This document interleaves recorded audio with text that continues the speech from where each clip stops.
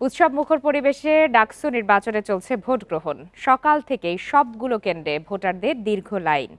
সুশৃঙ্খলভাবে ভোট দিচ্ছেন শিক্ষার্থীরা। উচ্ছ্বসিত ছাত্রছাত্রীরা আশা প্রকাশ করেন ক্যাম্পাসে নেতৃত্ব বাছাইয়ে গণতান্ত্রিক ধারা ভবিষ্যতেও অব্যাহত থাকবে।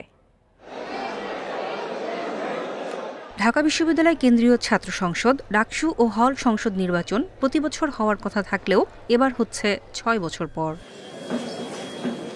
ভোট শুরুর আগে থেকেই বিভিন্ন কেন্দ্রের সামনে ভোটারদের দীর্ঘ সারি। উৎসব মুখর পরিবেশে ব্যাপক উৎসাহ উদ্দীপনা নিয়ে পছন্দের প্রার্থীদের ভোট দিতে লম্বা লাইনে অপেক্ষা শিক্ষার্থীদের।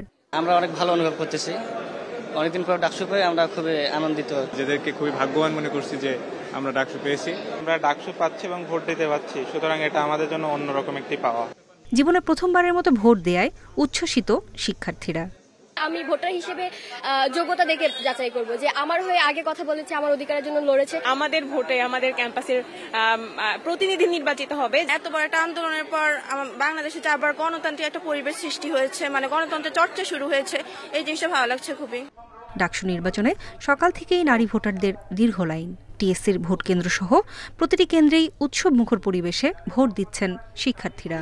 ক্যাম্পাসে কাজ করবে, তারপর ক্যাম্পাসের ইমপ্রুভমেন্ট কেমন হবে, আমাদের হয়ে কিভাবে কাজ করবে, এগুলো মেন ফোকাস ছিল। যেহেতু জীবনের প্রথম ভোট, অবশ্যই অনেক উৎসাহ ফিল করতেছি। আর ক্যাম্পাসে আজকে ঈদের মতো ফিল হচ্ছে, কারণ আজকে বহিরাগত নিয়ন্ত্রণ করা হয়েছে। ক্যাম্পাসে শুধু আমরা স্টুডেন্টরাই আসতে পেরেছি। সবাই কালকে হলে অনেকে মেহেদি দিয়েছে, মানে ক্যাম্পাসটা এখন পুরো গরম হয়ে গেছে। এটা উল্লাসে আর কি, ক্যাম্পাসে শুধু মজা আর মজা। আমরা নিজেরাই ভেবেছিলাম যে অনেক বড় লাইন হবে, অনেক স্টুডেন্ট, বাট এরকম কিছুই হয়নি, যেটা দেখে আমি সত্যি আমার এই বিষয়টা অনেক ভালো লাগছে।